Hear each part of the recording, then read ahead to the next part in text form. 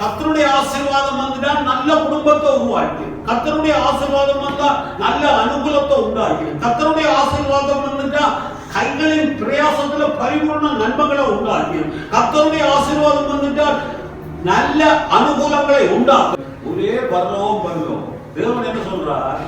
ஏன் பரலோகம்னு சிந்திக்கணும்னா பரலோகத்திலேயே நாங்க புள்ளலாம் வந்து பரலோகத்திலேயே வாழ்ந்துருக்கலாமே. பரலோகத்துக்கு போறதுக்கு நான் எதிராக சொல்ல, பூமியில அவர்களை வைத்திருக்கிறார். பூமியில வாழ்ந்து முடிஞ்ச பிறகுதான் ஒரே முறை வாழ போறோம். அதற்கு பிறகு நாங்கள் மறித்தால் இங்க கண்ணை மூடுறதும் அந்த கண்ணை துறத்துலதான் இருக்கும். அப்ப அவர் சொல்றார், நீ இவர்களை, இங்க இருக்கிற இவர்களை உலகத்திலிருந்து வேண்டிக் கொள்ள இல்லை, அவர்களை இந்த உலகத்தில் இருக்கிற சகல விதமான தீமையிலையும் இருந்து அவர்களை காத்துக் கொள்ள வேண்டும். எவ்வளவு ஒரு நல்லது. அப்ப காத்துக் கொள்ற நல்ல பூமியில இருக்கிறதா இருந்தால் நாங்கள் ஒரு வெற்றிகரமான வாழ்க்கை வாழும். வெற்றிகரமான வாழ்க்கைய ஏன் வலியுறுத்த 1000 மடங்கு இப்ப இருக்கிறத விட என்ன தொழில இருக்கிறியோ அந்த தொழில அல்லாட்டி என்ன வாழ்க்கையில இருக்கிறியோ அந்த தம்பியே தங்கச்சி அப்படின்னு அப்படியே ஒரு கொஞ்ச நேரம் இருக்கிறா.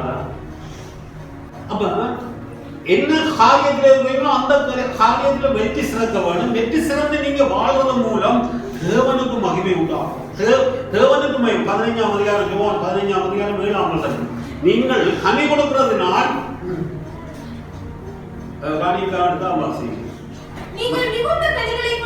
நீங்கள் மிகுந்த கனிகள்னா மாங்கனி, கொய்யா கனி அந்த கனியை சொல்ல இல்ல. இந்த ஆவிக்குரிய விஷயத்துல உங்களோட வாழ்க்கையில நீங்கள் மிகுந்த கனிகளை கொடுப்பதனால் என் பிதா சந்தோஷம் அடைவார். நீங்க வெற்றி பெறுகிறதுனால பிதா சந்தோஷம் அடைவார். ஏன் சந்தோஷம் அடைவார்? நீங்க போதிக்கிறத கேட்காவிட்டாலும் பொறாண்மை கொண்டாடும். நீங்க நல்லா இருக்கிறத பார்த்து மற்றவன் அடுத்தவன் பொறாண்மைப்படுவான். அடுத்தவன் நான் இன்னும் பார்த்தவன் பொறாண்மைப்படுகிறான் என்றால் அப்பதான் நீ வளர்றா என்ற விளங்கிட்டா. அந்த ஊரே பொறாமைப்படுறாங்களா இருந்தா ஐயோ இங்கேயோ இருந்து அகதியா வந்தாங்க இப்படி எல்லாம் செய்யறாங்கன்னு ஊரே பொறாமைப்படுகிற நிலைக்கு நீ வந்துட்டா என்றா வளர்ந்துட்டா என்ற. ஒருத்தன் பொறாமைப்பட்டா நீ வளர்றா என்ற. ஈசாக்கு போய் அந்த தேசத்துல முதல் டைட்டில வாசிப்போம். கர்த்தருடைய ஆசீர்வாதம் நீதிமொழிகள் 10ஆம் அதிகாரம் 22ஆம் வசனம். கர்த்தருடைய ஆசீர்வாதமே ஐஸ்வரியத்தை தரும். அதனோட அவர் வேதனையை கூட்டார். கவனமா கவனிங்க. கர்த்தருடைய ஆசீர்வாதம். ஆசீர்வாதம் என்றால் என்ன? நல்ல வீடு வாசல் ஆசீர்வாதம், நல்ல பேர் புகழ் ஆசீர்வாதம், நல்ல வாகனம் ஆசீர்வாதம். அதெல்லாம் ஆசீர்வாதம் கொண்டு வரும். ஆசீர்வாதம் வந்து விட்டால் நல்ல வீடு வந்துடும். வீடு ஆசீர்வாதம் இல்ல, ஆசீர்வாதம் வந்துட்டால் நல்ல வீடு வரும். ஆசீர்வாதம் வந்துட்டா நல்ல குடும்பம் வரும். ஆசீர்வாதம் வந்துட்டா நல்ல பேர் புகழ் வரும். ஆசீர்வாதம் வந்துட்டா நல்ல வாகனம் வரும். ஆசீர்வாதம் வந்துட்டா நிரம்ப பணம் வரும். புரியுதா? ஆசீர்வதிக்கப்பட்டவன் அர்த்தம், அந்த டெபினிஷன் அதுதான். ஆசீர்வதிக்கப்பட்டவன் ஆசீர்வாதம். இந்த ஆசீர்வாதம் பாட்டு இருக்கு, ஆசீர்வாதம் என் மேலே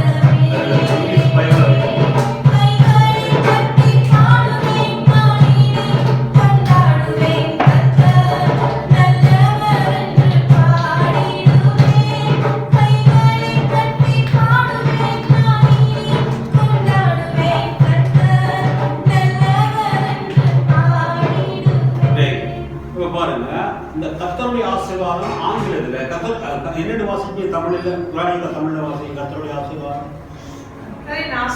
கர்த்தருடைய ஆசீர்வாதமே ஐஸ்வரியத்தை தரும். அதனோட அவர் வேதனையை கூட்டார். ரைட், அந்த வேதனையை கூட்டார்ன்றது இருக்கட்டும். கர்த்தருடைய ஆசீர்வாதமே உனக்கு ஐஸ்வரியத்தை தரும். ஐஸ்வரியம் என்றால் என்ன? அதுல நீங்க என்ன தேடினாலும் போடுங்க. கர்த்தருடைய ஆசீர்வாதம் உனக்கு ஒருவனுக்கு இருக்குமா இருந்தா, கர்த்தருடைய ஃபேவர் ஒருவனுக்கு இருக்குமா இருந்தா, இங்கிலீஷ்ல வாசிங்க.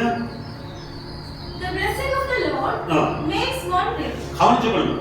Make one rich. கர்த்தருடைய ஆசீர்வாதம் ஆங்கிலத்தில் சொல்லப்பட்டிருக்கு, உன்னை ஒரு பணக்காரனா உருவாக்குமா. கர்த்தருடைய ஆசீர்வாதம் உனக்கு வந்துட்டா, கர்த்தருடைய கிருபை உனக்கு கிடைச்சிட்டா, உன்னை அந்த அளவுக்கு உருவாக்கி விடுமா. அப்ப அது பணம் மாத்திரம் இல்ல, கர்த்தருடைய ஆசீர்வாதம் வந்துட்டா நல்ல குடும்பத்தை உருவாக்கி, கர்த்தருடைய ஆசீர்வாதம் வந்தா நல்ல அனுகூலத்தை உண்டாக்கி, கர்த்தருடைய ஆசீர்வாதம் வந்துட்டா கைகளின் பிரயாசத்துல பரிபூர்ண நன்மைகளை உண்டாக்கி, கர்த்தருடைய ஆசீர்வாதம் வந்துட்டா நல்ல அனுகூலங்களை உண்டாக்கும். கர்த்தருடைய ஆசீர்வாதம் வந்திருந்தபடியால் 4 ராஜாக்களை 212 அது 14ஆம் அதிகாரம். கர்த்தருடைய ஆசீர்வாதம் வந்த நேரத்தில் 5 ராஜாக்களோ 4 ராஜாக்கள் வந்து ஆபிரகாமுக்கு எதிராக வந்தார்கள். 318 ராணுவ வீரரையில வீட்டில செய்த வீட்டு வேலையாட்களை கொண்டு அந்த 5 ராஜாக்களுடைய ராணுவம் 4 ராஜா 5 ராஜா அந்த 5 ராஜாக்களோடு இந்த 4 ராஜாக்களும் யுத்தம் பண்ணினார்கள். 5 ராஜாக்களை இந்த 318 பேர் போய் அடிச்சிட்டாங்க. காரணம் என்ன? கர்த்தருடைய ஆசீர்வாதம் அவன் மேலே இருந்தது. அவனுடைய கர்த்தருடைய ஆசீர்வாதம் இருந்தபடியால் யுத்தத்துல வெற்றி பெற வெற்றியை வாய்க்க பண்ணிட்டு, கர்த்தருடைய ஆசீர்வாதத்தோட நீங்க போன அதோட சந்தன பூசணமா இருக்கும். கர்த்தருடைய ஆசீர்வாதம் எல்லா இடத்திலையும் உனக்கு அனுகூலத்தை, எல்லாம் தேவனால பிறந்தவன் உலகத்தை ஜெயிக்கிறார். கர்த்தருடைய ஆசீர்வாதம் உனக்கு இருந்தா நீதான் வெற்றி பெற்றவனா இருக்க. அப்ப அதை நினைங்க. பாம்பு கடிச்சா சாவோம் என்றது எங்களுக்கு சின்ன வயசுலயே பயிற்றப்பட்டு இருதயத்துல இருக்கு. பாம்பு கடிச்சா சாகும், பாம்பு கடிச்சா சாகும். பாட்டி மட சொந்த கதை சின்ன வயசுலயே போதிக்கப்பட்டு இருதயத்திலே. அதே மாதிரி உங்களுடைய இருதயத்தில எல்லாம் ஆணியால அப்படி எழுதுங்க. கர்த்தருடைய ஆசீர்வாதம் என்ற தலைமையில் இருக்கிறபடியா நான் செய்வதெல்லாம் வாய்க்கும், வாய்க்கும் நான் செய்வதெல்லாம். அப்ப இப்படிப்பட்ட வெளிப்பாட்டு சத்தியங்களை பெறுவதற்கு தான் சிறு நீங்க ஓடியணும். ஓடியது இந்த வெளிப்பாட்டை பெற்று நீங்க வாழணும். 1000 மடங்கு இப்ப இருக்கிறத விட நீங்க 1000 மடங்கு இருக்கணும். பாருங்க, நம்ம ஒரு சம்பவம் மனதில் இருக்கிறதுக்காக சொல்றேன். வாசிப்போம். 17ஆம் அதிகாரத்தில் 1 சாமுவேல் 17ஆம் அதிகாரம் 3லிருந்து 5 வசனம் வாசிப்பீங்க. பிறகு 12ஆம் வசனத்தையும் பாருங்க. பெலிஸ்தர் 362ஆம் பக்கம் பழைய ஏற்பாடு. சாமுவேல் 17ஆம் பெலிஸ்தர் யுத்தம் பண்ணுகிறதுக்கு தங்கள் சேனைகளை சேர்த்து யூதாவில் உள்ள சோகோவிலே ஒருமித்து கூடி, சோகோவுக்கும் அசெக்காவுக்கும் நடுவே இருக்கிற எபெஸ்தாமிலே பாளையம் இறங்கினார்கள். சவுலும் இஸ்ரவேல் மனுஷரும் ஒருமித்து கூடி ஏலாம் பள்ளத்தாக்கிலே பாளையம் இறங்கி பெலிஸ்தருக்கு எதிராக யுத்தத்திற்கு அணிவகுத்து நின்றார்கள். பெலிஸ்தர் அந்த பக்கத்தில் ஒரு மலையின் மேலும் இஸ்ரவேலர் இந்த பக்கத்தில் ஒரு மலையின் மேலும் நின்றார்கள். அவர்களுக்கு நடுவே பள்ளத்தாக்கு இருந்தது.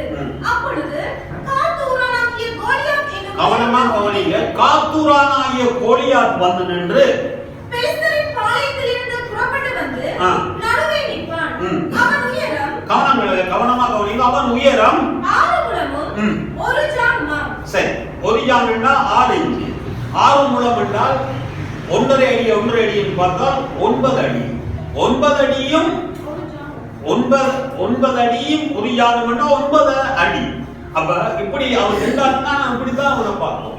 எப்படி பார்க்கணும்? என்ன பாருங்க, எப்படி நின்றான்னா இப்படித்தான் பார்ப்போம். அப்படிப்பட்ட அவன் என்னதை தரிச்சிருந்தான் வாசிங்க. அவன் தலையின் மேல் வெண்கல சீரா ஹெல்மெட் மாதிரி ஒன்றை போட்டு ஒரு போர்க்கவசம் தரித்துக் கொண்டிருப்பான். ஒரு போர்க்கவசம் தரித்துக்கிட்டு இருப்பான். அந்த கவசத்தின் நிறை 5000 சேக்கல் வெண்கலமாய் இருக்கும். அவன் தன் கால்களில் வெண்கல கவசத்தையும் தன் தோள்களின் மேல் வெண்கல கேடகத்தையும் தரித்திருப்பான். அவனுடைய ஈட்டி தாங்கு நெசவுக்காரரின் படைவரத்தின் கலவியும் அவன் ஈட்டியின் அளவு 600 சேக்கல் இருப்புமாய் இருக்கும். பரிசை பிடிக்கிறவன் அவனுக்கு முன்னாக நடப்பான். இப்ப பாருங்க, இப்ப உங்களுக்கு விளங்கிட்டு இஸ்ரேல் ஜனத்துக்கும் இஸ்ரேல் யூத ஜனத்துக்கும் பெலிஸ்தருக்கும் யுத்தம் நடக்குது. அவர்கள் அந்த பக்கம் ஒரு மலையிலையும் இவர்கள் இந்த பக்கம் ஒரு சொல்றார்கள் நடுவில் பெரிய ஒரு பள்ளத்தாக்கு. அந்த பள்ளத்தாக்குல நின்று அந்த யுத்த வீரன் அவன் ப்ராப்பரா சட்டப்படி பயிற்றப்பட்டவன் அந்த ஆயுதங்களோட வந்து நிற்கிறான். கிட்டத்தட்ட 50 கிலோ எக்ஸ்ட்ரா ராத்திரி கணக்கு பார்த்தா 57 கிலோ ஒரு சீமந்து வேட்கையை விட கூடின 57 கிலோ கவசத்தை அணிஞ்சு வந்து நிற்கிறான். அப்படி ஒரு ப்ராப்பரா பயிற்றப்பட்ட கீழே வாசிச்சுட்டு போனீங்கன்னா அவன் ஒழுங்கு பிரமாணத்தின்படி சட்டப்படி பயிற்றப்பட்ட ஒரு யுத்த வீரன் வந்து நிற்கிறான். வந்து நின்று இவங்களை நிந்திக்கிறான். அப்ப இந்த யுத்தம் நடந்து கொண்டிருக்கிற நேரத்தில் ஒரு எளிய குடும்பத்தில் 12ஆம் வசனம் இதை கவனிச்சுக் கொள்ளுங்க. ஒரு எளிய குடும்பத்தில் பிறந்த தாவீது ராஜா. தாவீது என்பவர் யூதாவில் உள்ள பெத்லகேம் ஊரானாகிய ஈசா என்னும் பேருள்ள எப்ராத்திய மனுஷனுடைய குமாரனாய் இருந்தான். ஈசாய்க்கு 2 குமாரர்கள் இருந்தார்கள். இவன் சவுலின் நாட்களிலே மற்ற ஜனங்களுக்குள்ளே வயது சென்ற கிழவனாய் மதிக்கப்பட்டான். ஈசாயினுடைய 3 மூத்த குமாரர் சவுலோட கூட யுத்தத்துக்கு போயிருந்தார்கள். யுத்தத்துக்கு போயிருந்த அவருடைய 3 குமாரரில் மூத்தவனுக்கு எலியாப் என்றும் சரி அவன் பேர்கள். அப்ப இந்த ஒரு எளிய குடும்பம் கெட்ட குடும்பம் இல்லை, எளிமையான ஒரு சாதாரணமான குடும்பம். அதிலும் வயது மூத்தவர் 8 பிள்ளைகளில் இவன் கடைசியாள். கிட்டத்தட்ட வயசு 16 வயசு இருக்கு. நான் கதவடிவில் சொல்றேன். அப்ப தகப்பன் சொல்றார், உங்களோட அண்ணன் நாட்கள் இந்த பேர் இப்ப வாசிச்ச பேரின்படி 3 பேர் யுத்தத்துக்கு போயிருக்கிறாங்க. அவங்க சவுல் ராஜா எங்கோரு இடத்துல போயிருக்கிறாங்க. இஸ்ரேல் ஜனத்துக்காக யுத்தத்துக்கு போயிருக்கிறாங்க. அங்க போய் அவர்களை பார்த்து விசாரிச்சு இந்த பால் கட்டிகளையும் இந்த பயத்தம் உருண்டைகளையும் கொடுத்துட்டு வா, பார்த்து விசாரிச்சுட்டு சுகத்தை விசாரிச்சுட்டு வர்ற நேரத்துல அவன் அதை கொடுக்கறதுக்காக ஒரு சொற்ப ஆடு வச்சிருந்தான். சொற்ப ஆடு வச்சிருந்தவனை தகப்பன் அனுப்புறான். அவன் அப்படியே வந்து அதை கொடுத்து கொண்டு தம் சகோதரத்தை பார்த்து சுகம் விசாரிக்கிற நேரத்துல இவன் வந்து நிந்திக்கிறான். ஜீவன் உள்ள தேவனை இந்த கோழியாருக்கு நிந்திக்கிறான். எப்படி சொல்றான்டா, நீங்க எல்லாருமே யுத்தத்துக்கு வர தேவையில்லை. உங்களுக்கு மானம் ரோசம், உங்களோட பாசையில பேசுவோம், மானம் ரோசம் உள்ளவன் ஒருவன் இருந்தா அவனை என்னிடத்துல யுத்தத்துக்கு அனுப்பு. அவன் என்ன தோற்கடிச்சா நாங்கள் இங்க இருக்கிற எங்களோட தேசத்து மக்கள் அத்தனை பேரும் உங்களுக்கு அடிமை இல்ல. நான் உங்களை தோற்கடிப்பனா இருந்தால், யுத்தத்துக்கு வரவனை தோற்கடிப்பனா இருந்தால் நீங்கள் அவ்வளவு பேரும் எனக்கு அடிமை. ஒப்பந்தத்துக்கு சரியா, டீலுக்கு சரியா என்று கேட்டு ஒவ்வொரு நாளும் வந்து நிந்திக்கிற நேரத்துல இவர்கள் பயந்து ஒதுங்கிக் கொள்வார்கள். அந்த நேரத்துல தான் இந்த தாவீது ராஜா வாரான். தாவீது ராஜாவில ஆடு மேய்க்கிற தாவீது, அந்த தாவீது வாரான் இந்த சுப செய்தியை விசாரிக்கிறது. வர்ற நேரத்துல இந்த நிந்தைகள் அவமானங்களை எல்லாம் அவனுடைய காதுகள் கேட்கிற நேரத்துல அவனுக்கு வைராக்கியம் வருகிறது. ஐயோ, நான் இந்த சொற்ப ஆடுகளை மேய்க்கிற நேரத்திலே ஒரு விசை சிங்கத்தை அடிச்சு போட்டது, ஒரு விசை கரடியை அடிச்சு போட்டது. அப்ப அவைகளில் இவன் உன்னை போல் இருப்பார். இவ்வளவு நேரத்துக்கு இவ்வளவு காரியங்கள் நடக்கிற நேரத்தில் நீங்களே யோசிச்சு பாருங்க. இதுல இருக்க தம்பியை கூப்பிட்டு என்னையும் விட்டு அப்படி இருக்க மாட்டான். 9.5 அடி ஆளையும் இந்த 16 வயசுக்குள்ள பையனையும் விட்டு அப்படி இருக்கும். யோசிச்சு பாருங்க. அவனும் ஆசீர்வதிக்கப்பட்டவன் தான். அவனுக்கு மேலேயும் ஆசீர்வாதம் இருக்கு. முழு இஸ்ரவேலரும் ஆசீர்வதிக்கப்பட்டிருக்கிறார்கள். அவர்களுக்கு தேவனுடைய வாக்குத்தத்தம், உன்னை ஆசீர்வதிக்கிறவனை நான் ஆசீர்வதிப்பேன், உன்னை சபிக்கிறவனை சபிப்பேன். உனக்கு முன்பாக ஒருவரும் ஒரு காலமும் எழுந்து நிற்கிறது இல்லை. உனக்கு விரோதமாய் ஒரு வழியா வாரவன் 7 வழியாய் ஓடி போவான். பயப்படாதே, நான் உன்னை விட்டு விலகுவதும் இல்லை, உன்னை கைவிடுவதும் இல்லை என்று சொல்லி இருக்கிறார். என்றெல்லாம் வாக்கு தத்தம் இருக்கு. எல்லா வாக்கு தத்தத்தையும் நீ சேர்ச்சுக்கு வராமல் மறந்தே போயிட்டான். நீ சேர்ச்சுக்கு வராததால அப்படி தொடர்புகள் இல்லாம அப்படியே மறந்துவான். அப்ப இவன் எந்த நேரமும் கத்தரை பாடுறதும் படிக்கிறதும், கத்தரை பாடுறதும் எந்த நேரமும் படிப்பான். 180 சங்கீதத்தை கிட்டத்தட்ட அவன் தான் எழுதினேன்னு சொல்றாங்க. அப்படி இல்லை, ஆனா சங்கீதத்துல அவன் பெரிய வல்லவன் ஆயிருந்தான். அந்த தாவீது வந்து சொல்றான், இவன் அந்த சிங்கத்தை போலதான் இருப்பான், இல்லாட்டி இந்த கரடியை போல இருப்பான், நான் இவனை போய் அடிப்பேன் என்று அவன் சொல்றான். சொல்லிட்டு போறான், ஆயுதத்தினாலும் ஈட்டியினாலும் கர்த்தர் ரட்சிக்கிறவர் இல்லை, நான் அவருடைய நாமத்தினால வரேன். காரணம் என்னன்னா அவனுக்கு அந்த வெளிப்பாடு இருக்கு. நான் ஆசீர்வதிக்கப்பட்டவன், கர்த்தருடைய ஆசீர்வாதம் என் மேல இருக்கிறபடியால் இந்த பிசாசு, இந்த ராணுவ தளபதி என்ன ஒன்றுமே செய்கிறார், இந்த முடிய புடுங்க வேலையாண்டு அவனுக்கு வெளிப்பாடு, அந்த வெளிப்பாடு அவனுக்கு இருந்தது. அவன் திடமான இந்த வெளிப்பாட்டின்படி திடமாய் நான் போய் இவன் அடிப்பான். அப்ப இவன் போய் அங்க போய் சொல்ற நேரத்துல தான் ராஜாட சொல்ற நேரத்துல இப்படி எல்லாம் சொல்றான். அப்ப ராஜா சொல்றான், அவன் புறப்புறா, அவன் கைக்கப்பட்டவன், அவனோட நீ போராட முடியாது. இல்ல நான் போய் செய்யறேன். அப்ப அவன் பார்த்தா இவனால கரைச்சலா இருக்கு, இவன் செத்தாலும் பரவாயில்ல, போய் அவன் அடிக்கணும் சவுல் ராஜா அனுப்பிவிட்டு 1000 உடுப்புகளை தரிப்பிச்சான். தரிப்பிக்கிற நேரத்துல அவன் போட்டு நடந்து பார்த்தான், இதெல்லாம் சரி கிடையாது. தரிப்பிக்கிற அதே மாதிரி தான் நான் சொல்றேன், நீங்க இந்த ஆசீர்வாதத்தினால, இந்த கர்த்தருடைய ஆசீர்வாதத்தினால தரிப்பிக்கப்பட்டவர்களா இருக்கணும். அவன் அந்த தரிப்பிக்கப்பட்ட வசனத்தை வாசிக்க கீழே வருது. 17 கீழே வசனத்தை சொல்லி சவுல் தாவீதுக்கு தன் வஸ்திரங்களை உடுத்துவிட்டு வெண்கலமான ஒரு சீராவை அவன் தலையின் மேல் போட்டு ஒரு கவசத்தை அவனுக்கு தரிப்பித்தான். அவனுடைய பட்டயத்தை தாவீது தன் வஸ்திரங்கள் மேல் கட்டிக்கொண்டு அதிலே அவனுக்கு பழக்கமில்லாததினால் நடந்து பார்த்தான். அப்பொழுது தாவீது சவுலை நோக்கி, நான் இவைகளை போட்டுக்கொண்டு போகக்கூடாது, இந்த அபியாசம் எனக்கு இல்லை என்று சொல்லி, இந்த அபியாசம் எனக்கு இல்லை, நான் இதை போட்டுக்கொண்டு போகக்கூடாது, இந்த அபியாசம், இந்த பயிற்சி எனக்கு இல்லை என்று சொல்லி அவைகளை களைந்து போட்டு அதெல்லாத்தையும் தூக்கி போட்டு விட்டு தன்னுடைய தடியை கையில பிடித்துக் கொண்டு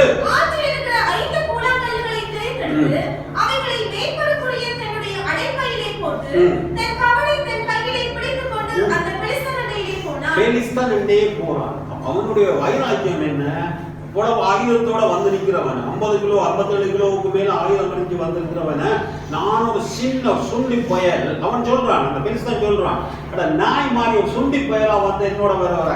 ஆனா அவனுக்கு சொல்றான், நீ ஆசீர்வதிக்கப்பட்ட, நீ சபிக்கப்பட்ட, நீ சாபம். நான் ஏற்கனவே உங்களுக்கு சொல்றேன், சாபம் என்றால் என்ன, அது இப்படி எடிப்பாட்டி வைங்க. நான் சொல்றேன், ஏற்கனவே சொன்னேன், சாபம் என்றால் என்ன, ஆசீர்வாதம் என்றால் என்ன. சாபம் என்றால் கவனிங்க, அழிவுக்கென்று நியமிக்கப்பட்டவர்கள். சாபத்துக்கு கீழே இருக்கிறவர்கள் என்ன செய்தாலும் முச்சேட்டார், என்ன செய்தாலும் வாய்க்கார். காரணம் மனதுருவி சொல்றவங்க கூடி போற நேரத்துல இல்லைன்னு சொல்லிடுவார். அது காரணம் என்றால் சாபம் வேலை செய்யும், சாபம் வேலை செய்யும். அப்ப ஆசீர்வாதம் என்றா என்ன, அது வாழ வைக்கிற வல்லம். ஆசீர்வாதம் என்றா என்ன, அது வாழ வைக்கிற வல்லமை, செழிக்க வைக்கிற வல்லமை, அது உயர்த்துற வல்லமை, அது செழிப்பாக்குற வல்லமையா இருக்குது ஆசீர்வாதம். சாபம் அழிவு கண்டு நியமிக்கப்பட்டவர்கள், ஆசீர்வாதம் வாழ்வு கண்டு நியமிக்கப்பட்டவர்கள். அப்ப சாபத்துக்கும் ஆசீர்வாதத்துக்கும் வித்தியாசம் இருக்கு. அவன் சாபத்துக்கு கீழே வாழ்றான், அந்த பெலிஸ்தன், அந்த கோலியாத் சாபத்துக்கு கீழே வாழ்றான். இந்த தாவீது சொல்றான், நான் உடன்படிக்கைக்கு கீழே வாழ்றேன், ஆசீர்வாதத்துக்கு கீழே வாழ்றேன், அந்த கர்த்தருடைய நாமத்தினால நான் உன்னிடத்துல வாரேன் என்று ஒரே அடியா அடிச்சு கையில ஈட்டியே இருக்கையில அவன் வாழையை எடுத்து அவனை வெட்டக்கூடியதா இருந்தது. இப்ப இந்த தாவீது கோலியாத்துற கதை நான் சொல்ல, உங்களுக்கு எல்லாம் அந்த கதைகள் தெரியும் என்ற வழியால் அந்த கதையோட சொல்றேன். அப்ப இவனுக்கு வெற்றியை கொடுத்தது என்ன, ஈட்டியோ அல்லாட்டி அவன் போடப்பட்ட கவசமோ வெற்றியை கொடுக்கல. அவன் மேல இருந்த கர்த்தருடைய ஆசீர்வாதம் அந்த யுத்தத்துல வெற்றியை கொடுத்தது. ஆபிரகாமுக்கு வெற்றியை கொடுத்தது என்ன, 318 பேரோட போய் ராஜா 4 ராணுவ 5 ராணுவத்தை அடிக்கிறதா இருந்தா நீங்க யோசிச்சு பாருங்க, முடியவே முடியாது. ஆசீர்வாதம் இருந்தால் கர்த்தர் புல்லையும் விவசாய ராணுவமாக இருக்கிற சத்தத்தை கேட்க பண்ணுவார். அப்படித்தான் கர்த்தருடைய வேலை. அப்ப ஆசீர்வாதம் சொல்றது புலையான காரியம் இல்லை. ஆசீர்வாதம் என்று சொல்லுவது எல்லாவற்றையும் வாய்க்கப்படுற வல்லம். ஆசீர்வாதம் என்ன, எல்லாவற்றையும் வாய்க்கப்படுற வல்லம். அப்ப சொல்லுங்க, கர்த்தருடைய ஆசீர்வாதம் என் மேல இருக்குன்னு சொல்லுங்க. அந்த பாட்டுப்படி கர்த்தருடைய ஆசீர்வாதம் என் மேல இருக்கு, எல்லாவற்றையும் வாய்க்கப்படுற வல்லம என் மேல இருக்கு. பாருங்க, அந்த எகிப்து தேசத்துல இவர்கள் மிகவும் பல்கி பெருகினார்கள். யாத்திரையாம வாசிச்சா மிகவும் பல்கி பெருகினார்கள் என்று அந்த ராஜா சொல்றான். அந்த குழந்தை பிறந்த ஸ்திரீகளை எப்படி ஆண் புள்ள பிறந்தால் அதை நசிச்சு சாக்காட்டிட்டு மறுத்து வச்சு சொல்றாங்க. அங்க போனோம்னு சொல்றாங்க, அந்த எபிரேயர் மிகவும் திடசாலிகள். இந்த மருத்துவச்சியல் போறதுல குழந்தையை பெற்று போட்டு அந்த மனுஷன் சமைச்சுகள் நீ எபிரேய போல் சமைச்சு. அப்போ அவர்கள் ஆசீர்வதிக்கப்பட்டவர்கள் வர வர வர வர பெருகினார்கள். ஒரு 70 பேரா போனவர்கள் 31 லட்சம் வந்துட்டாங்க. 70 பேரா. காரணம் என்னென்றால் அவர்கள ஒன்றும் செய்யல. அந்த எடுத்துட்டீங்களா யாத்திரையாமம்? முதலாம் அதிகாரத்தில் வாசி. யாத்திரையாமம் பகுதியை சொல்லுங்க. இஸ்ரவேல் புத்திரர் 7ஆம் வசனம். இஸ்ரவேல் புத்திரர் மிகுதியும் பெருகி ஏராளமாய் பெருகி பலத்திருந்தார்கள். மிகுதியும் பெருகி, கவனமா கவனிங்கம்மா, நீங்கள் கவனமா கவனிங்க. மிகுதியும் பெருகி ஏராளமாய் பெருகி இருந்தார்கள். எத்தனை பேர் போனாங்க? 70 பேர் தான் போனாங்க. 70 பேர் போய் மீதியாம் தேசத்துல போய் அவங்க தான் எல்லா தேசத்தையும் நிரப்பிட்டாங்க. வாசிங்க. தேசமே அவர்களால் நிறைந்தது. ஒரு 8 தேசம் பெரிய தேசம். இப்ப பூகோள ரீதியின்படி பெரிய தேசம். தேசம் 70 பேர் போய் தேசத்தையே நிரப்பிடும் என்றால் ஆசீர்வாதம் அவர்களை பெருகப்படும். ஆசீர்வாதம் அவர்களை பெருகப்படும். 70 பேர் எப்படி குழந்தைகள் எல்லாம் பெருக முடியும்? தேசம் அவர்களால் எப்படி நிறைய முடியும்? அது அவங்க பலம் உள்ளவங்க மருத்துவச்சி போறதுல எழுப்பி சமைச்சுன்னு நிற்கிறாங்க. மருத்துவச்சி போறதுக்கு இடையில அவர் குழந்தையை பெற்றுட்டு அந்த உங்களோட விளையாட்டுகள் இல்லை. காயம் சாப்பிட்டு அதை சாப்பிட்டு ஏதோ மாத கணக்கா அம்மா அப்பா எல்லாம் பார்த்து அந்த விளையாட்டுகள் இல்லை. அது இவங்களே எழுப்பி சமைக்கிறாங்க. அப்ப எத்தனை குழந்தை பெற்றிருப்பாங்க? ஒரு பிரசவத்துல ரொம்ப குழந்தைகள் பெற்று 1 2 3 அப்படி அப்படி அப்படி பெற்றுருக்கிறாங்க. அப்படி அப்படி குழந்தைகள் பிறந்தது. அப்ப கர்த்தருடைய ஆசீர்வாதம் இப்படியான பெருக்கங்களை எல்லாம் உண்டாகும். அப்ப கர்த்தருடைய நோக்கம் அந்த தேசத்துல இவர்கள் பெருக வேண்டும். நீ பல்கி பெருகுவாய் சொன்னார். அப்ப தேசத்துல தேசம் அவர்களால் நிறைந்திருந்தது. பாசி அவர்கள் பெருகுவதற்கும் ஒரு யுத்தம் உண்டானால் அவர்களும் தம்முடைய பகைஞரோட சேர்ந்து பாருங்க. அந்த ராஜா யோசிக்கிறான். யோசேப்பு தெரியாத ஒரு ராஜா உண்டாயிட்டு இவர்கள் இப்படியே பெருகின்றார்களே, அப்போ ஒரு யுத்தம் உண்டானால் இவர்கள் பகைஞரோட சேர்ந்து போயிடுவார்கள். அப்ப நான் இப்ப இந்த யுத்தத்தையோ அந்த ராஜாவையோ எய்த்து கதையோ கதைக்கவரே இல்லை. அந்த ஆசீர்வாதம் இருந்து 70 பேரை எப்படி பெருகிட்டு எல்லாரும் பஞ்சத்தினார். இதே வாசி 26 ஆதியாகமம் 26 கவனமாக வாசி 26.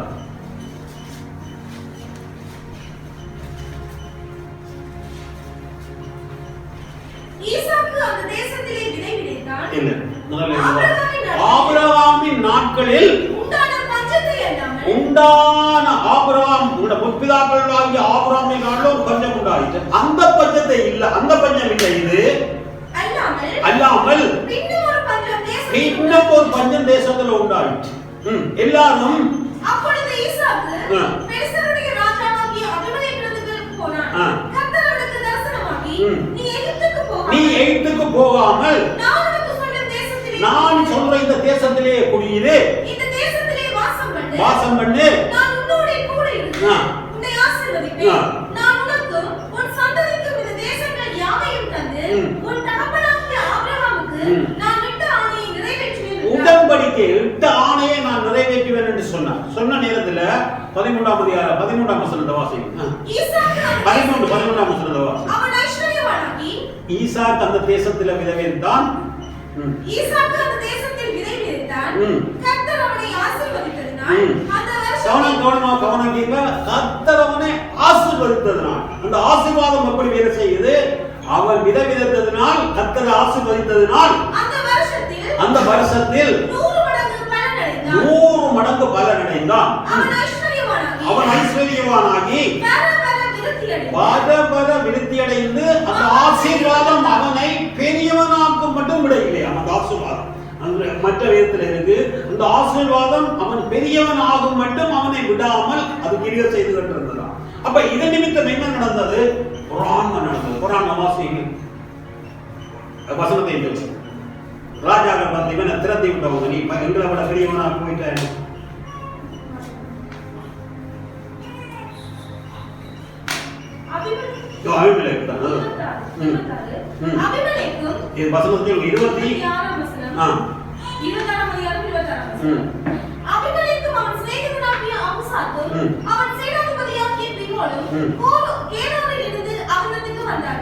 அப்பொழுது ஈசாக்கு அவர்களை நோக்கி, ஏன் என்னிடத்தில் வந்தீர்கள்?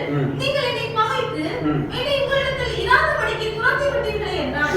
அதற்கு அவர்கள் நிச்சயமாய் கர்த்தர் உம்மோடே கூட இருக்கிறார். கவனிச்சுக்கொள்ளுங்க, என்னத்து நிமித்தம் சொல்றாங்க? இவங்க குணத்தின் நிமித்தம் சொல்றாங்களா?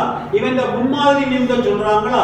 இந்த ஆசீர்வாதத்தை எல்லாம் பார்த்த உடனே ஏற்கனவே ஒரு வசனத்தை வாசிப்பாங்க, அவன் மேல பொறாமை கொண்டு எங்களோட தேசத்தை விட்டு போயிடுன்னு சொல்றாங்க. பாருங்க, இதுக்குலாம் பாருங்க, வர வர விருத்தி எடுத்தான்ன்றது கீழே பாருங்க, கீழே பார்த்து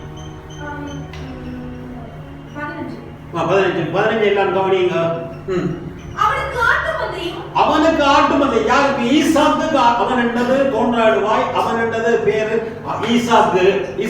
ஈசாக்குக்கு ஆட்டு மந்தையும் தனிய வந்தால் அநேக பணிவிடக்காரரும் இருந்தபடியினால் பெலிஸ்தர் அவன் மேல் பொறாமை கொண்டு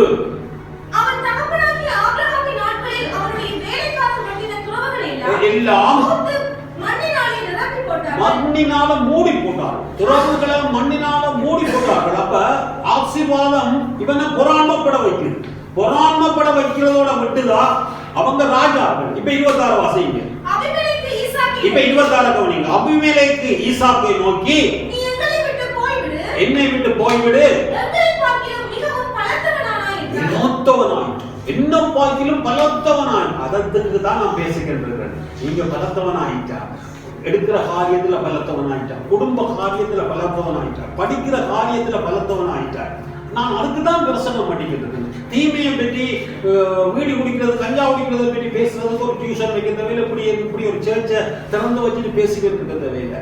நீங்க வாழ்க்கையில எல்லா பகுதியிலையும், குடும்ப பகுதியில முன்னேறதை பற்றி, செய்யற வியாபாரத்துல முன்னேறதை பற்றி, வாழ்ற வாழ்க்கையில முன்னேறதை பற்றி, படிக்கிற படிப்புல முன்னேறதை பற்றி நான் பேசிக்கின்றேன். இந்த காரியங்களுக்கு தான் கட்டாயம் நீங்க சர்ச்சுக்கு வரவங்களும் கேட்கணும். இந்த காரியங்கள் அப்ப எல்லா விதத்திலையும் நீ பெருகிறது, எப்படி பெருகிறன்றதை நான் பேசிக்கிட்டு இருக்கிறேன். அப்ப ஈசாக்கு எல்லா வகையிலையும் பெருகினான். வாசி. அப்பொழுது ஈசாக்கு அவர்களை நோக்கி, ஏன் என்னிடத்தில் வந்தீர்கள்? ஏன் என்னிடத்தில்? இப்ப இவன் அவங்க பொறாமைப்பட கர்த்தருடைய ஆசீர்வாதம் அவனை பெருகப்படிட்டு, கர்த்தருடைய ஆசீர்வாதம் மிகவும் பெருகப்படின உடனே என்ன நடந்தது? அந்த நிஜத்துல அந்த அவனுடைய செல்வம் அவனை பெரியவனாக மட்டும் வளர்ந்து பெருகிட்டான். அவனை விட இல்லையா, அப்படியே புடிச்சு கொண்டு அவனை பெரியவனாகிட்டான். அதான் ஆசீர்வாதம், கர்த்தருடைய ஆசீர்வாதம். ஆசீர்வாதம்னா பணம் நினைக்காங்க. ஆசீர்வாதம் பணத்தை கொண்டு வரும். ஆசீர்வாதம் ஆரோக்கியத்தை கொண்டு வரும். ஆசீர்வாதம் நல்ல வாழ்க்கையை கொண்டு வரும். ஆசீர்வாதம் நல்ல கணவனை கொண்டு வரும். ஆசீர்வாதம் நல்ல மனைவியை கொண்டு வரும். அதே கொண்டு வரும் கர்த்தருடைய ஆசீர்வாதம். வாசி. அப்பொழுது ஈசாக்கு அவர்களை நோக்கி, 20 வசனம், ஏன் என்னிடத்தில் வந்தீர்கள்? நீங்கள் என்னை பகைத்து என்னை உங்களிடத்தில் இராதபடிக்கு துரத்தி விட்டீர்களே என்றான். அதற்கு அவர்கள், நிச்சயமாய் கர்த்தர் உம்மோடே கூட இருக்கிறார் என்று கண்டோம். ஆகையால் எங்களுக்கு உமக்கும் ஒரு ஆணை ஏற்பாடு உண்டாக வேண்டும் என்று நாங்கள் நிர்ணயம் பண்ணினோம். நாங்கள் உம்மை கூடாமல் நன்மையை உமக்கு செய்து உம்மை சமாதானத்தோட அனுப்பிவிட்டது போல நீரும் எங்களுக்கு தீங்கு செய்யாதபடிக்கு உம்மோடே கூட உடன்படிக்கை பண்ணிக்கொள்ள வந்தோம். நீர் கர்த்தராலே ஆசீர்வதிக்கப்பட்டவர். ஆமென். யார் சொல்றாங்க? அபிமெலேக்கு புறஜாதி ராஜா. ஒரு ராஜா வந்து ஒரு சாதாரணமான ஒரு விவசாயியோட உடன்படிக்கை பண்றாங்க. ஒரு ராஜா 2 பேர் வந்து 2 ராஜாக்கள் வந்து இந்த ஈசாக்கை பார்த்து, கர்த்தர் உன்னோட இருக்கிறார்ன்றதை நாங்க கண்டுகொண்டோம். கர்த்தர் உன்னோட இருக்கிறார்ன்றதை நாங்க கண்டுகொண்டோம். ஏன் எல்லாரும் தண்ணியிலே ஓடுறாங்க? நீர் வெட்டுற கிணத்துல, நீர் வெட்டுற துறவில தண்ணி சுரக்குது, நீ வெட்டுறதுல சுரக்குது. நாங்களும் எவ்வளவோ செய்து உனக்கு இடைஞ்சல பண்ணி மண்ணை போட்டு மூட பார்த்தோம். நீ கூட போட நீ துன்பப்படுத்த நீ மேல வந்து இருக்கிறாய். அதால நாங்க அறிஞ்சு கொண்டோம். குர்ஆன் உண்டு. நாங்க போதிக்கிறத கேட்காவிட்டால் குர்ஆன்பட்டாவது விளங்கிக் கொள்ளட்டும் என்றுதான் தேவன் இந்த காரியங்களை செய்கிறார். குர்ஆன்பட்டு விளங்கிக் கொள்ளட்டும் என்று அவர்கள் குர்ஆனை கொண்டு கர்த்தர் நிச்சயமா உன்னோடு இருக்கிறார் என்பதை இதனால் அறிந்து கொண்டோம். ஆகவே நீ எங்களிலும் கூட பலவான் ஆகிட்டாய் அப்படின்னு வசனம். எங்களை விட நீ பலவான் ஆகிட்டாய். எந்த ராஜா? பஞ்சம் குலைக்க வந்தவன் அந்த 2 ராஜாக்களை விட பெரியவன் ஆகிட்டான். எடுத்துட்டியா? வாசிங்க. அபிமெலேக்கு ஈசாக்கை நோக்கி, நீ எங்களை விட்டு போய்விடு, எங்களை பார்க்கிலும் மிகவும் பலத்தவனான நீ பலத்தவனாயிட்ட. ஒரு ராஜா ஒரு சாதாரணமா பஞ்சம் பிழைக்க வந்த எங்களோட கதைக்கிற கதையா? அப்ப இதெல்லாம் என்ன செய்யுது? கர்த்தருடைய ஆசீர்வாதம் அவனை பெருக பண்ணிட்டு பலத்தவனாக்கிட்டு, கர்த்தருடைய ஆசீர்வாதம் அவனை பெருக பண்ணிட்டு அவனை பலத்த பண்ணிட்டு, நீ இப்ப எங்களை விட்டு போய்விடு என்று சொல்லி தான் இந்த காரியத்தை சொல்லி. அப்படி சொல்லியும் அவன் பெறுகிறான் பெறுகிறான் பெறுகிறான் பெறுகிறான். பெருகி இவர்களுக்கு மேல வந்த போது எங்களை நீ துன்பப்படுத்தாதபடிக்கு எங்களோட ஒரு ஒப்பந்தம் போடன்னு சொல்றான். எங்களோட ஒரு ஒப்பந்தம் போடுங்க, எந்த கரைச்சலும் பண்ணாதபடிக்கு எங்களோட ஒரு ஒப்பந்தம் போடன்னு சொல்றாரு. அப்ப நான் இப்ப இந்த ராஜா கதை சொல்ல வரையில, ஈசாக்கட கதை சொல்ல வரையில நான் சொல்றேன்டா, ஆசீர்வாதம் இருந்தா அது தேவன் அன்றைக்கு இருந்த தேவன் தான் இன்றைக்கும் இருக்கிறார். அவர் நேற்றும் என்றும் என்றும் மாறாதவன். ஈசாக்க பெருகப்படின தேவன். பஞ்ச காலத்துல ஈசாக்கோட துறவுக்கு தண்ணியை கொடுத்த தேவன் இந்த காலத்துல உங்களையும் பெருக பண்ணி உங்களோட சுகத்தை வர்த்திக்க பண்ணுவார், உங்களோட ஜெயத்தை வர்த்திக்க பண்ணுவார், உங்களோட படிப்பை வர்த்திக்க பண்ணுவார், உங்களோட சேவைகளை வர்த்திக்க பண்ணுவார்னா பெருக்கி தருவார் பெருக்கி தருவார். அப்ப ஏன் கர்த்தருடைய ஆசீர்வாதம் உங்களுடைய கர்த்தருடைய ஆசீர்வாதம் உங்களோட தலைமையில் சொல்லுங்க. அது என்னன்னு சொல்லுது? கர்த்தரை நம்புறவனோ செழிப்பான். அப்ப நீதிமானுடைய சிரசின் மேல கர்த்தருடைய ஆசீர்வாதம் தங்கும். அந்த ஆசீர்வாதம் என் மேல இருக்குன்னு சொல்லுங்க. ஒவ்வொரு அறிக்கையா சொல்லுங்க. ஆசீர்வாதம் ஆசீர்வாதம் டெபினிஷன் என்ன? வாய்க்கப்படுற வல்லமை, எல்லாவற்றையும் முன்கொள்ளுற வல்லமை, எல்லாவற்றிலும் ஜெயித்த அவதாரவில்.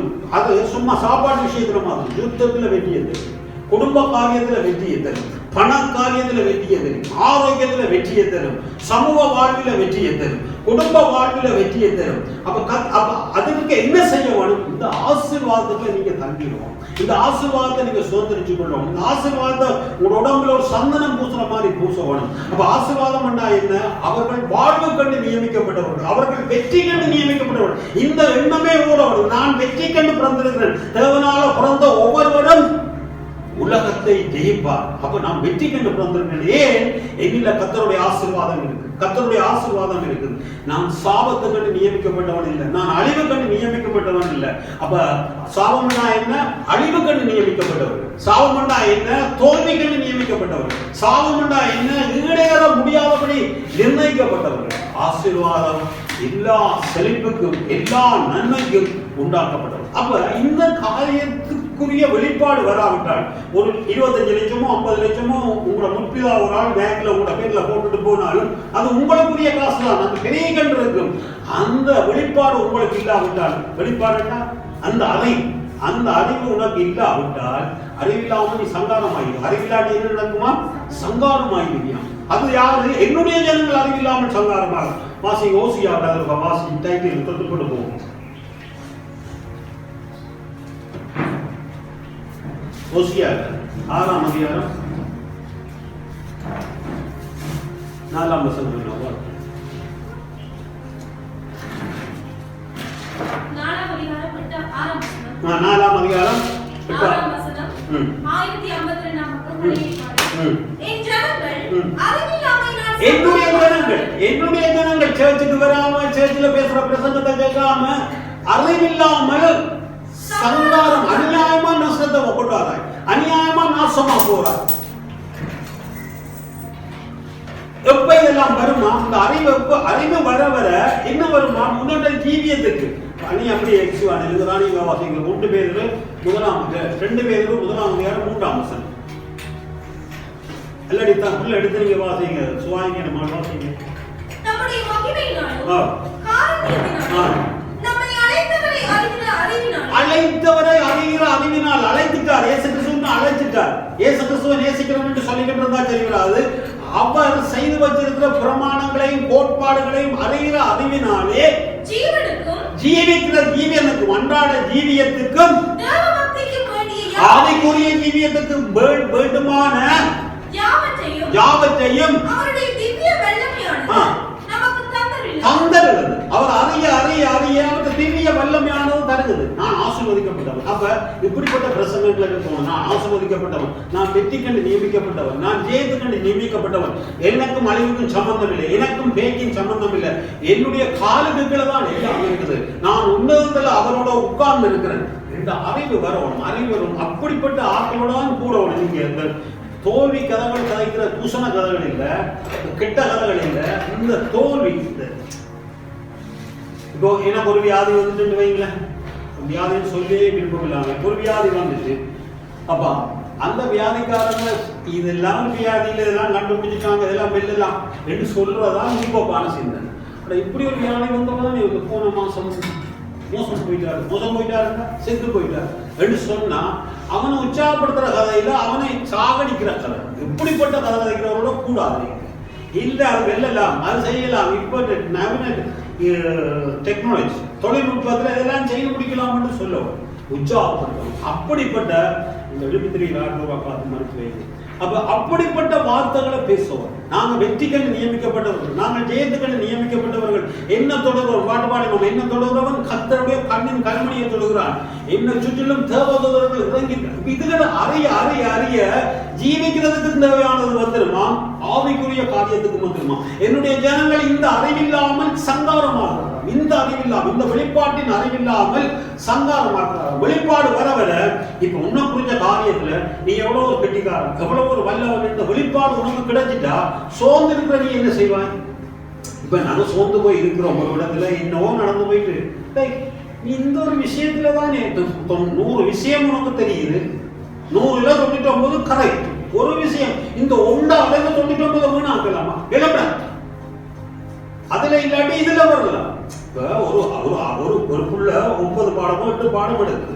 8 பாடத்துல ஒரு பாடத்தை நாங்க பார்ப்போம், ஒரு பாடத்துல 100 எடுத்து வேண்டாம், மற்ற பாடத்துல குறைவான மார்க்ஸ் எடுத்தா நாங்க என்ன செய்வோம்? நான் ஒரு ஆசிரியர் சொல்லுவோம், 100 இதுல எடுக்கிறதுக்குரிய ஆற்றல் உனக்கு இருக்குமா, மற்றதுல நீ செய்வாய். இப்படித்தான் சொல்லுவோம், இப்படித்தான் சொல்லுவோம். எப்படி சொல்றாங்க? ஏனென்றால் உண்மைதான். 100 எடுக்கிற ஆற்றல் இந்த காரியத்துல இருக்குமா இருந்தா ஏன் அவள் கணக்குல செய்யலாம், ஏன் ஆங்கிலத்துல செய்யலாம், செய்யலாமா செய்யலாம். அப்படி உற்சாகப்படுற நீ இல்ல நீ ஒரு பாடம் தானே பாஸ், மிச்சம் எல்லாம் இனியங்க நீ உனக்கும் படிப்புக்கும் சுட்டு போட்டாலும் வராது இப்படி சொல்லலாம் தானே. எப்படி சொன்னா என்ன நடக்கும்? விட்டுருவான். இதுல ஒரு பாட சொத்துக்கு ஒரு சோறு பலமண்ட மாதிரி ஒரு பாடத்துல நீ நல்ல ரிசல்ட் எடுத்துருக்கா, அதுக்கு உனக்கு இந்த அறிவு இருக்குண்டா, அந்த அறிவை மற்றதுக்கு நீ பயன்படுத்தினா வெற்றி பெறுவான். இப்படிப்பட்டவரோட கூடுங்க. அப்ப என்னுடைய ஜனங்கள் அறிவில்லாமல் நாசமா போயிட்டாங்க. அப்ப ஜனங்களை உட்கார்ற பிரசங்கத்தை பண்ணக்கூடாது, எழும்பி ஓடக்கூடியதா, எழும்பி நடக்கக்கூடியதா, அப்படிப்பட்ட பிரசங்கத்தை பண்ணோம். அப்ப கர்த்தருடைய ஆசீர்வாதம் என்ன செய்யணும்? இதையெல்லாம் தரணும். எதை தரும்? வெற்றியை தரும், ஜெயத்தை தரும், சுகத்தை தரும், ஆரோக்கியத்தை தரும், சந்தோஷத்தை தரும், சமாதானத்தை தரும், எல்லா விதையும் தரும். அப்ப நான் தனிய ஆசீர்வாதம்னா பணத்துக்கு மாத்திரம் பேசல, குடும்ப வாழ்வுக்கு ஆசீர்வாதம், குடும்ப வாழ்வுக்கு ஆசீர்வாதம், வெற்றிகரமான தொழிலுக்கு ஆசீர்வாதம், ஜெயகரமான தொழிலுக்கு ஆசீர்வாதம், நல்ல சமூக வாழ்வுக்கான ஆசீர்வாதங்கள் நான் பேசிக்கிட்டு. புரியுதா? தான் பணத்துக்காக பேசுறேன். அப்ப நான் கர்த்தரால் ஆசீர்வதிக்க அவன் சொல்றான். புறஜாதி அபிமேலக்கு என்ன சொல்றான்? நீ கர்த்தரால் ஆசீர்வதிக்கப்பட்ட என்று யார் சொன்னது? நான் போய் சொல்றேன். நாங்க கர்த்தருக்கு சோத்திரம், நான் கர்த்தரால் ஆசீர்வதிக்க அப்படி சொல்றேன். பார்க்கிறவன் வந்து பொறாண்மைப்பட்டாவது இந்த போதகத்தை அறிஞ்சு கொள்ள, பொறாண்மைப்பட்டாவது பொறாண்மை மூலமாக கொண்டு போதகத்தை கேட்காததாக பொறாண்மைப்பட வழி. நீங்க எவ்வளவு பேரும் நல்லா வந்து எல்லாத்துலையும் நல்லா வந்து வெறும் பணத்துல மாத்திரம் எல்லாத்துலையும் நல்லா வந்து பக்கத்துல இருக்கிறார்கள் பார்த்து நிலா அப்படி இருக்கிறாளே, நேற்று தானே இப்பதானே ஊராத்துறையாக வந்தாள் இப்படி இருக்கிறாளே, இவங்க புளியங்குடல இருந்து இப்பதானே வந்தாங்க இப்படி இருக்கிறாங்க, இவன் யாழ்ப்பாணத்துல இருந்து இப்பதானே வந்தாங்க இப்படி இருக்காங்க. பொறாண்மைப்பட்டாவது என்ன காரணம்? என்ன காரணம்? உங்களோட வாழ்வியல் முறைக்கு என்ன காரணம்? உங்களுடைய சந்தோஷத்துக்கு என்ன காரணம்? நீங்கள் வெற்றிகரமா ஜீவிக்கிறதுக்கு, படிச்சு முடிக்கிறதுக்கு என்ன காரணம்? அப்ப இது பழைய ஏற்பாட்டுல மாத்திரம் சொல்லல, புதிய ஏற்பாடுல 10ஆம் அதிகாரம், ரோமர் 10ஆம் அதிகாரம், பேங்க் வச்சுட்டியா 10ஆம் அதிகாரம், இஸ்ரவேலர் அறியவில்லையா? 17, 18, 19 10ஆம் அதிகாரம். இஸ்ரவேலர் அறியவில்லையான்றதுல இறங்குறது. இஸ்ரவேலர் அதை அறியவில்லையா என்று கேட்கிறேன். கவனமா கவனிங்க, முடிக்க போறோம், கவனமா. இஸ்ரவேலர் அதை அறியவில்லையா என்று நான் கேட்கிறேன். யார் கேட்கிற? பவுல முதல்ல கேட்கிறார். அறிந்தார்கள், இதை அறிந்தார்கள். முதலாவது மோசே எனக்கு ஜனங்கள் அல்லாதவர்களை கொண்டு நான் உங்களுக்கு எச்சரிக்கை கவனமா கவனிங்க. என்ன சொல்றாருன்னா விஷயத்தை சொல்றேன். நான் கணக்கு நிறுவப்படுத்திட்டு போகல கவனியன் இருக்குது.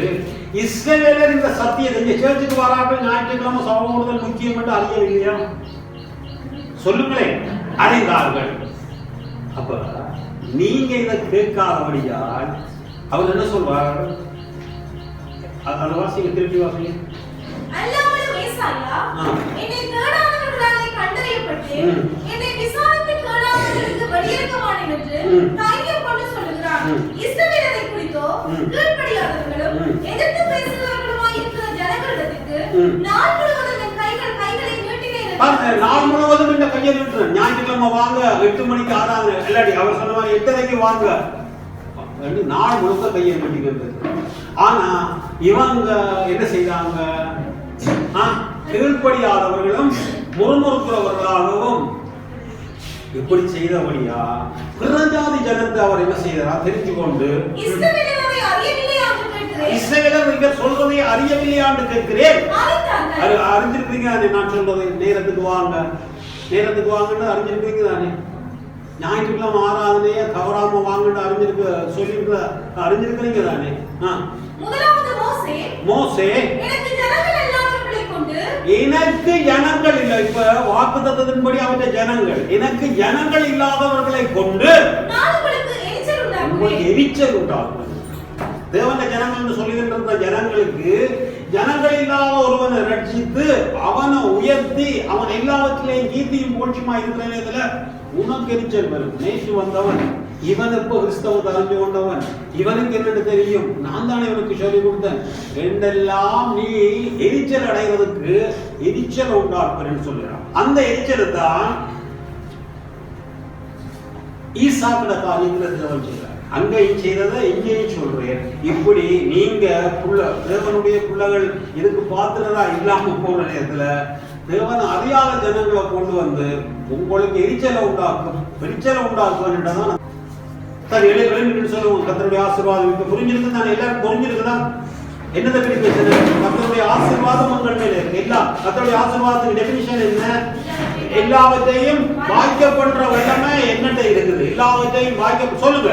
எல்லாவற்றையும் பாய்க்கப்படுற கர்த்தருடைய ஆசீர்வாதம் என்னட்ட இருக்கு. அதோட அவர் வேதனையை கூட்ட மாட்டார். கர்த்தருடைய ஆசீர்வாதம் என் மேலே இருக்குது.